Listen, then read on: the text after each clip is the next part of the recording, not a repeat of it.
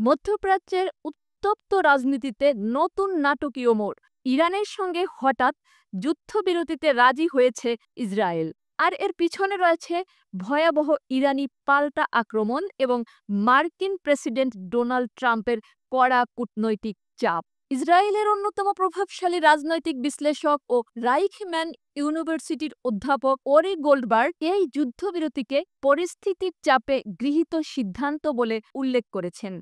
আল জাজিরাকে দেওয়া এক সাক্ষাৎকারে তিনি বলেন, ইসরায়েল দাবি করছে তারা সব লক্ষ্য অর্জন করেছে। এই কথাটি একেবারেই হাস্যকর। কখনো তারা বলছে পরমাণু কর্মসূচি ধ্বংসই ছিল লক্ষ্য, কখনো আবার শাসন ব্যবস্থা উল্টে দেওয়ার কথা বলছে। তাহলে তাদের আসল লক্ষ্য আসলে কি ছিল? গোল্ডবার্গ আরও বলেন, ইরানের পারমাণবিক স্থাপনাগুলো আংশিক ক্ষতি হতে পারে, কিন্তু তাদের ইউরেনিয়াম মজুদ আদৌ ধ্বংস হয়েছে কিনা তা নিয়ে সন্দেহ রয়েছে। সবচেয়ে গুরুত্বপূর্ণ বিষয় হলো, ইরান কখনোই ইসরায়েলের প্রতি তাৎক্ষণিক কোনো পারমাণবিক হুমকি ছিল না। সুতরাং এই অভিযানে কৌশলগত কোনো স্থায়ী পরিবর্তন আসেনি।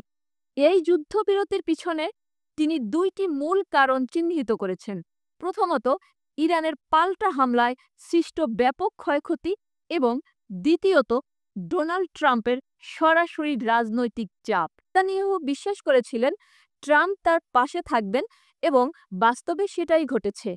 এখন নেতানিয়াহু ট্রাম্পের রাজনৈতিক পরিকল্পনা বাস্তবায়নে বাধ্য হয়েছেন, বিশেষ করে মধ্যপ্রাচ্যে একটি নতুন কৌশলগত চুক্তির পথে।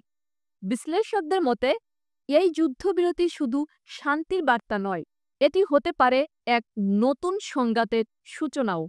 কারণ নেতানিয়াহুর ভবিষ্যৎ সিদ্ধান্ত এখন অনেকটাই নির্ভর করছে ট্রাম্পের ভূ-রাজনৈতিক এজেন্ডার উপর। বিশ্ব রাজনীতির প্রতিটি মোড় জানতে আমাদের সঙ্গেই থাকুন।